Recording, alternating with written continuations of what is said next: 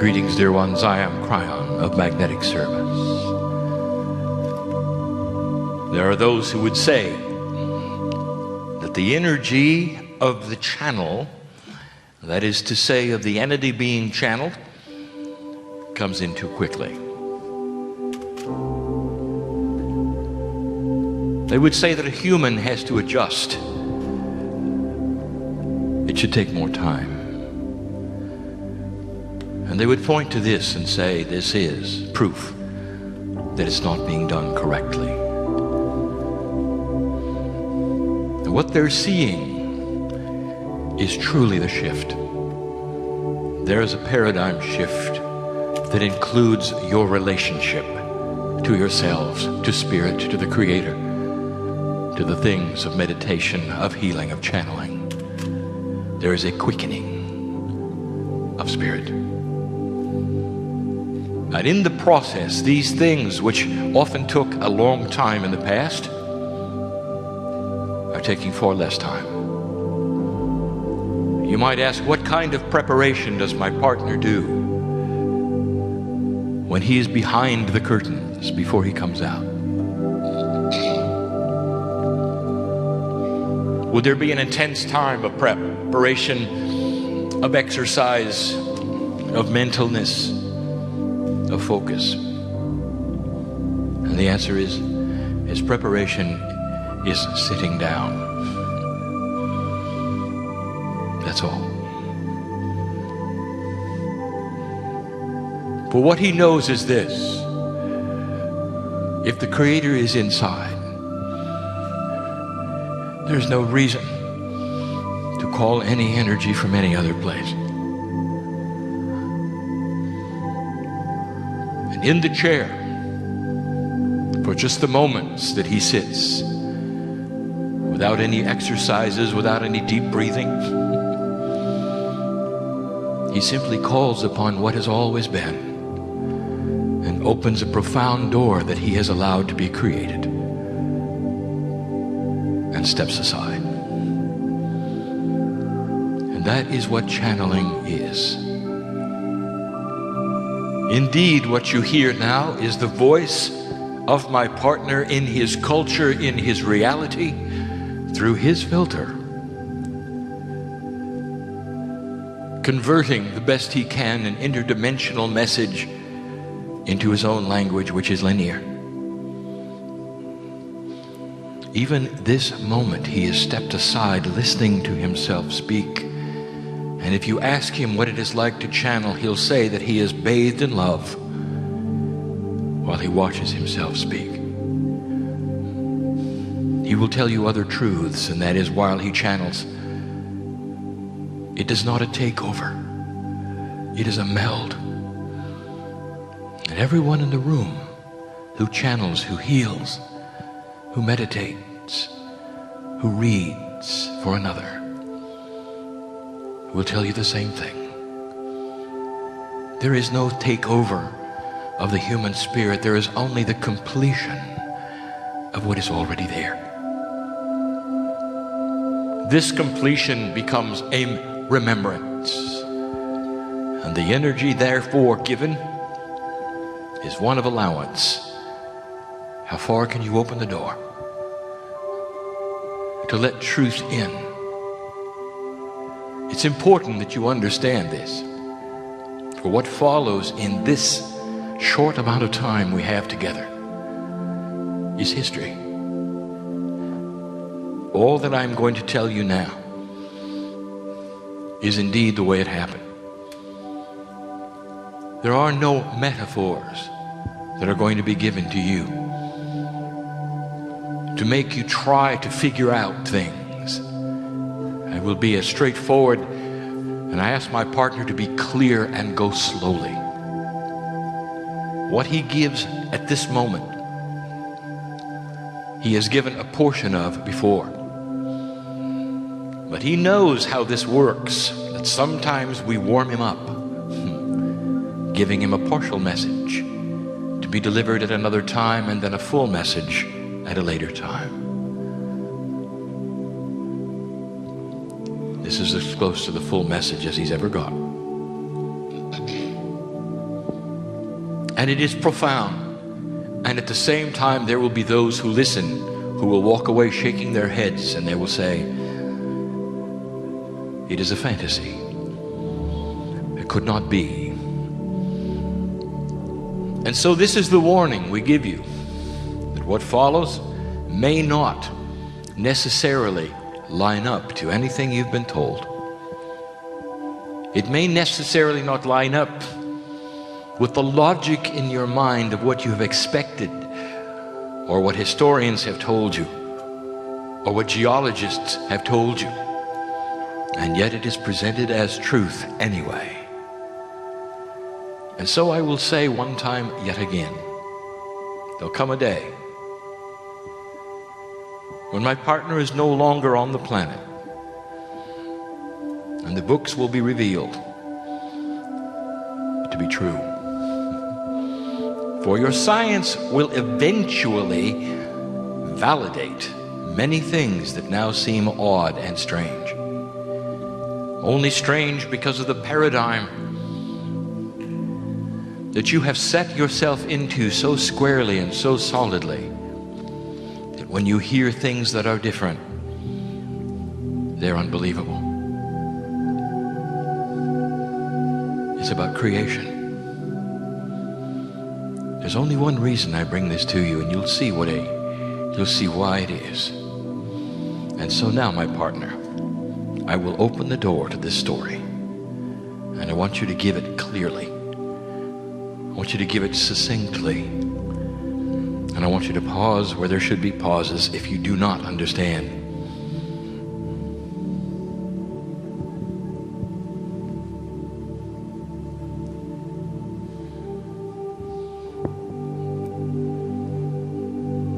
Take a look, if you wish, at the creation stories all over the world. Modern ones, ancient ones, they all have something in common. They have an energy coming to the planet to those who have already been evolved and called human beings. Nowhere do you have a creation story that starts with humans in development. It all happens after they are human beings. An acknowledgement of an evolvement biologically of the human brain to the point at which it can receive the spiritual essence of creation. All of the belief systems on the planet will give you their version of this. But in the metaphors that are given then, you still can see that it starts with a human who is ignorant of God. Somehow, some way, there is the implantation of the essence of something they don't have. The divine energy goes inside, and suddenly they're aware. And in the metaphors that are given over and over, you will see this. There's an ignorance to awareness. There is no time frame given, for it simply happens as it does. You might say it is the beginning of the human-God relationship. And you'd be right. And so we tell you, dear human beings, that all that has been presented regarding that attribute is true, and it is so. Now let us add to it some anthropology. My partner doesn't know what is happening here, for this is part of his presentation tomorrow. But we're going to usurp that and give you the rest of the story.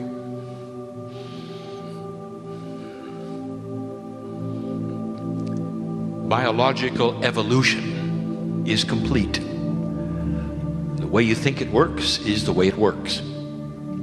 Over a great deal of time and a period, Human beings developed as human beings. Just like all of the other kinds of mammals, they were distinct, individual, and they had variety.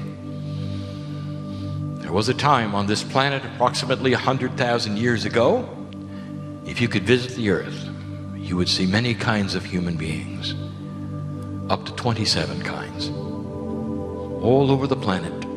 Not necessarily in one spot would there be the variety of this kind, but there would be 5 kinds here, 4 kinds there, 9 times kinds over there. And this is not unusual, for if you look at the logic of evolution, you will see that it creates variety. And it does so for survival, so that if one kind perished, the other kind would remain. This is nature at its best, and the humans were no exception. And this is not disputed. Even the time frame of this in your science is not disputed. For they will show you the different kinds of human beings that were all around about that time. And yet if you look around today, contrary to the way evolution works, and even logic, there is only one kind today. Oh, there are many shapes, there are some skin colors, some facial differences, but we are speaking of kinds of humans, the variety of which you see in other mammals. There were the kinds with tails, without tails, short and tall. There were the kinds whose heads looked different, whose torsos were slightly different, whose markings were different. Ask the anthropologists, they will tell you. And yet somehow, some way, all of that went by the wayside. And all over the planet, counterintuitive to all evolutionary forces, only one single kind of human emerged. All over the planet, this took place. All at once. All in the same time frame. And that, dear ones, is when in all appropriateness this planet was visited by the Pleiadians. And this particular story does not sit well with those who do not want to think for a moment that spirituality was seeded from the stars. They want it to be the miracle of God who came in a godly form and touched humanity in a certain way and changed them forever. And I will tell you that if that is the metaphor you wish to have, that is fine. For in a sense, that is exactly what took place. But there is a system here. There's a system that is greater and grander than you think. A system that involved a planetary visitation by those from the Seven Sisters. Graduate they were by tens of thousands of years. They were intent. They were on giving this planet the seed that would change your DNA and awaken humanity to the Creator inside. And that's the way it was done. And they did it worldwide. Over a long period of time, longer than you think. And in the process, they seeded only one kind of human being. The kind that you see now. And all the other varieties passed from the scope of what you see today. For only one kind received the DNA that you now have, that you look at. The human genome, which we described last week. Precious it is, quantum it is, misunderstood it is. How could you have 3 billion pieces of chemistry in one DNA ladder, and only 5% of them seem to do anything at all? Doesn't that tell you something about what DNA must be different than you think? It's not linear. The chemistry doesn't make sense. Less than 5% creates 23,000 genes. And the rest seemingly does nothing. And I want to tell you what the rest is. For most of it, laying there ready all the time to be imbued with the energy of the Creator. The rest of it is the quantum you. The pieces and parts that are the Akashic record of your lives, of what you call the higher self, of the guides, the angels themselves, the portal that is in you that allows even for channeling. That's what's in your DNA. And it took a long time for this to take place, and it was worldwide. You can look for this. There was a revelation given to my partner, something he didn't know, and he had to see, for this channel to be given in this way this night. And his cells vibrate now with the truth of it and the appropriateness of the synchronicity of it all. For just a few days ago, he was in Uluru, and there depicted in the indigenous there were their version of the seven sisters. Presented in a metaphoric way, it said that they flew to the heavens. Clearly, you'll find the same story in Africa. You'll find it in Sweden. You'll find it in Greece. You'll find it in Hawaii. The more you look, the more it is there. At a time when the planet cannot communicate with one another, when communication on a worldwide scale was tens of thousands of years away. And yet it's written on the walls and the caves of the indigenous, all about the seven sisters. Think of this. Is it proof? Is it a coincidence? Do not challenge your logic here. Instead, we ask you to go inside and discern. And we've said this before, and we'll say it again. In all appropriateness, this was done. It was not a conquering energy. Your ancestors are from the stars. Appropriate in love, on purpose. And they're still there. And if there's a policy at all on this free channel, this free planet of choice, we tell you what it is, that is, there is no interference here. There's no interference by angelic forces. There's no interference by those from the stars. You are left alone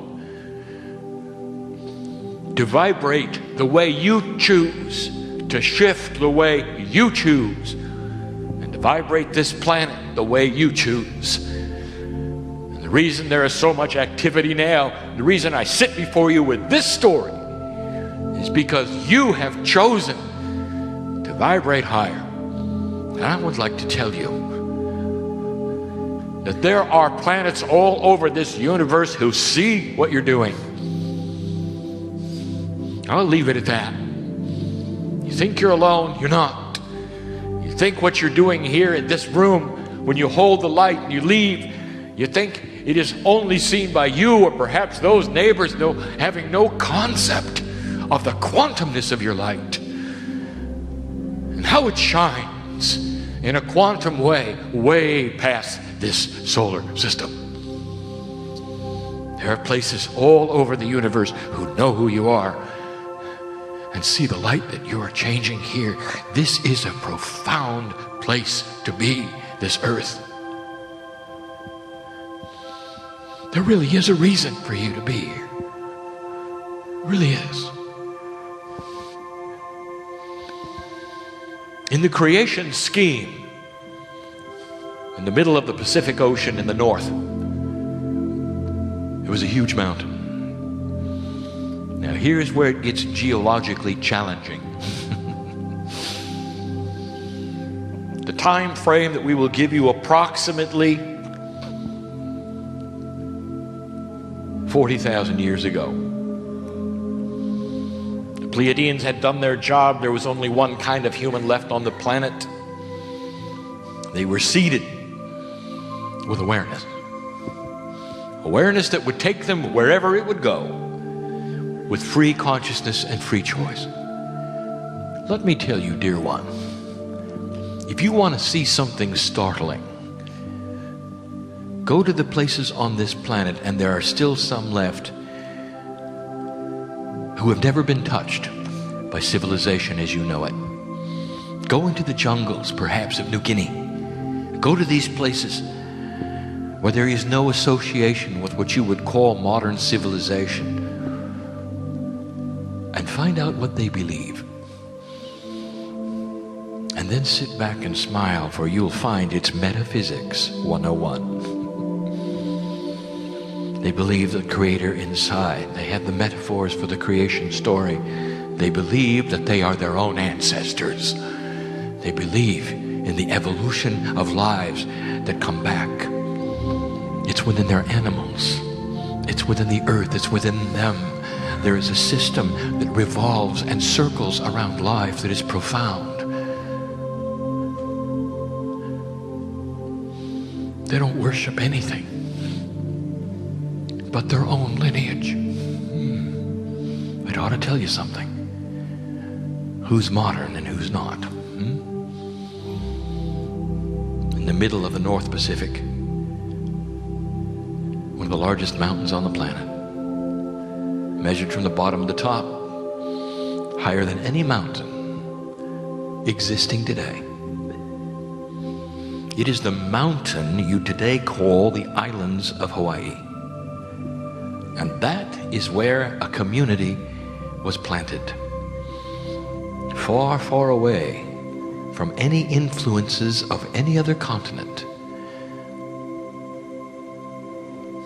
The Seven Sisters put together Lemuria. The reason we're giving you this information is for you to see how this worked and why.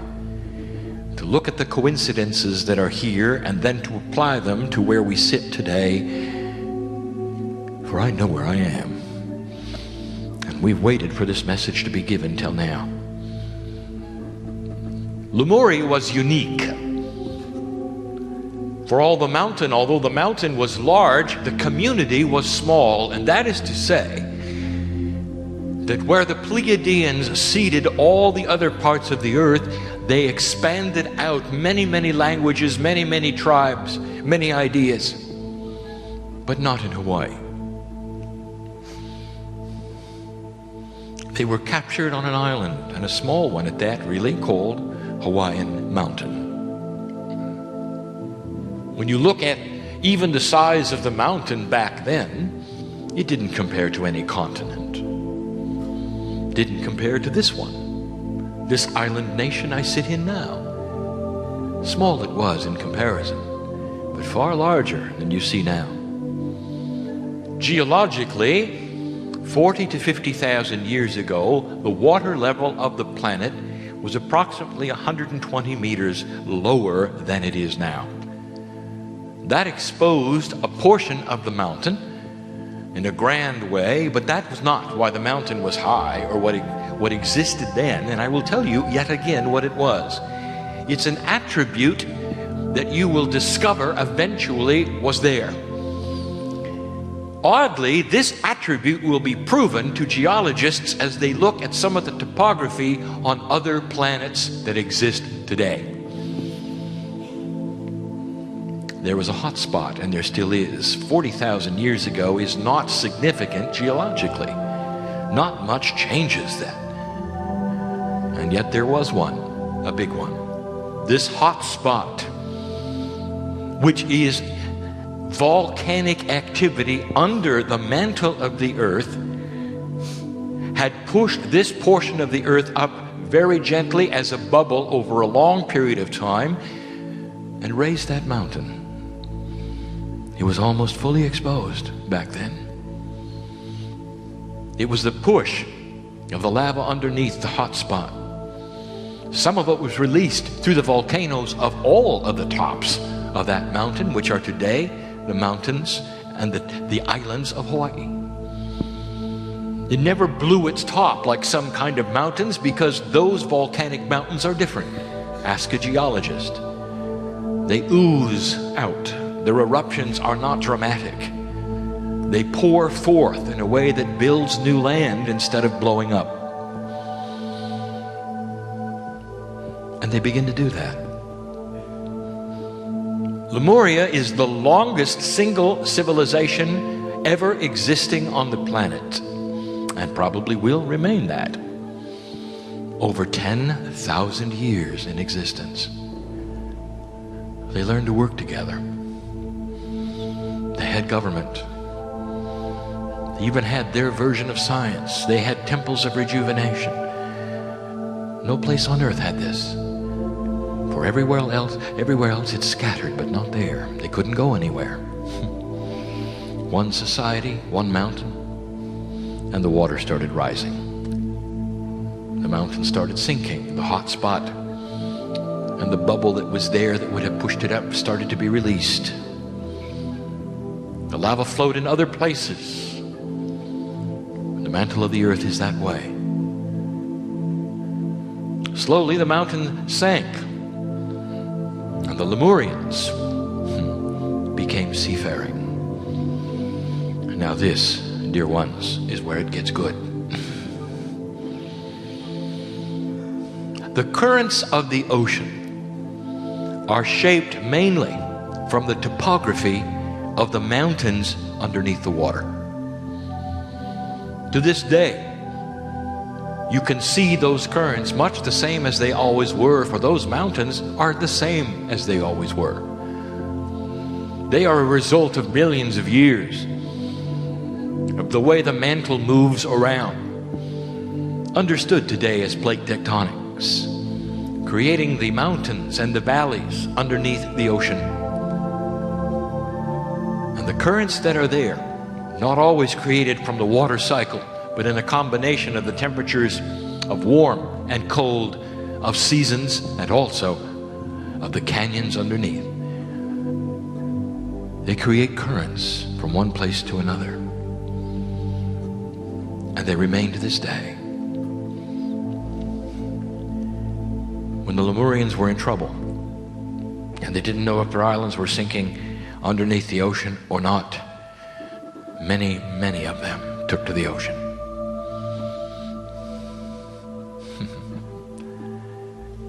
And the currents led them right here. Right here.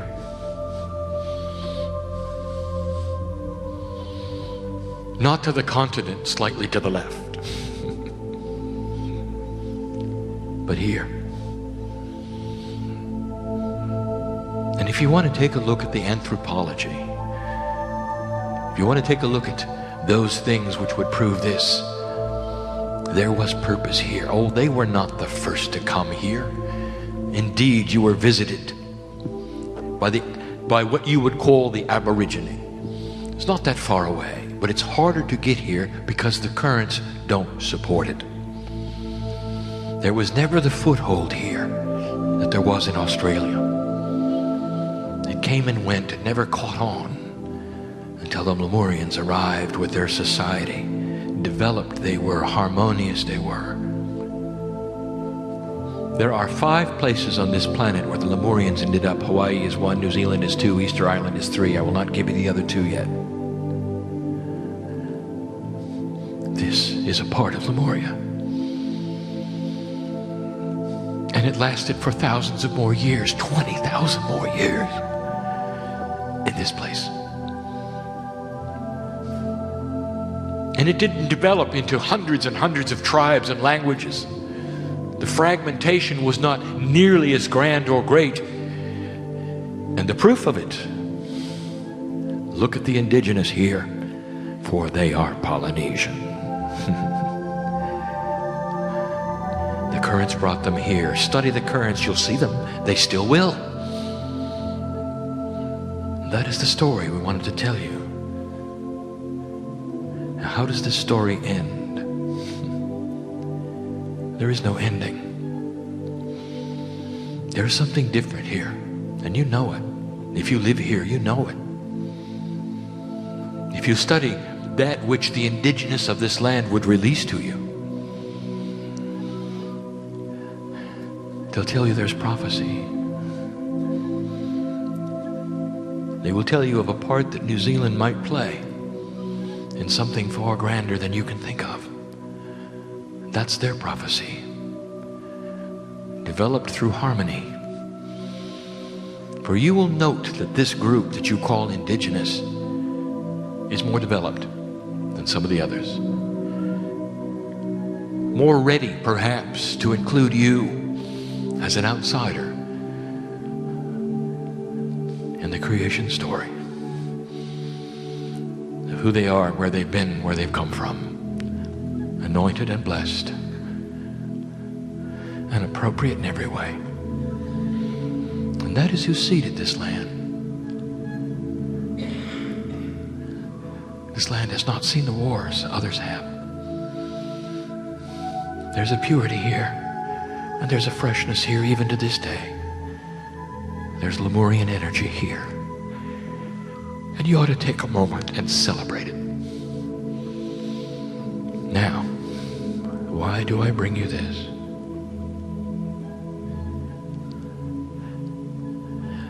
I want you to know who you are. For sitting in the chairs are what are called New Zealanders. You think there's a reason why you're here? Perhaps not all of you were born here, but some of you were pulled here. And you stayed. And you wouldn't be any other place. And I'll tell you why. Because you are Lemurian. And you are your own ancestors. Oh, the skin may be a different color, and the features may be different, but so it is in the Akash. You know, you're not born into the same race every single time.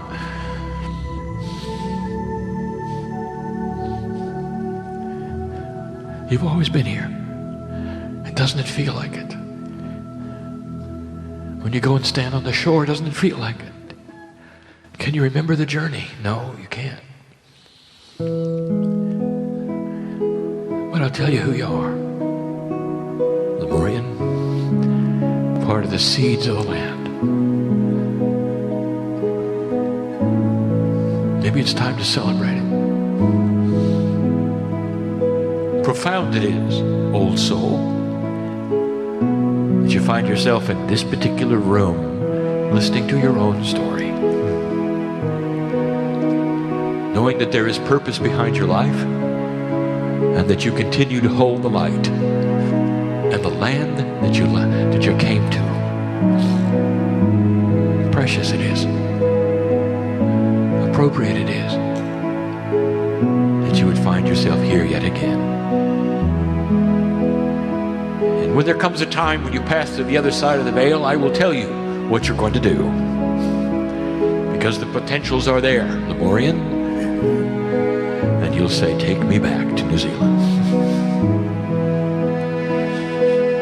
And the child would be born yet again to a family of your choice.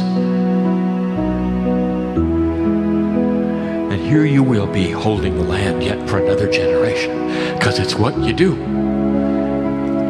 And those who are the oldest of souls will find themselves in a meeting like this, grandly esoteric, perhaps unbelievable, but whose energy is precious, safe, sweet, loving, and accurate. And you can feel it go inside. Challenge yourself. Is it true? Did this happen in this fashion? Could it be that I've always been here? Could it be that I am part of a grander story? Could it be there's something in this place that will happen? There's harmony here. There's sweetness here. It is palatable, and the land speaks of it. And for the rest of you, including my partner, who is not included in this, can you celebrate it as appropriate, as correct? And the answer is yes. And so we are family, are we not? The Kryon has never been human. I've always been on the other side of the veil. I've always been in support. Helped to set the magnetic grid of the planet, I did. With some of you standing next to me, I did. And I celebrate you. There's a shift happening. We'll talk about that tomorrow night. What are you going to do with this information? What if all you did was to understand, absorb, love yourself a little more for this? What if it made you a little grander? Then the entire purpose for my visit has been accomplished. For you will see yourself a little bigger than you did an hour ago. Perhaps you'll consider the possibilities of who you've been, old soul, and what you've done on this planet. And that's why we love you the way we do. There's far more here than meets the eye. Far more.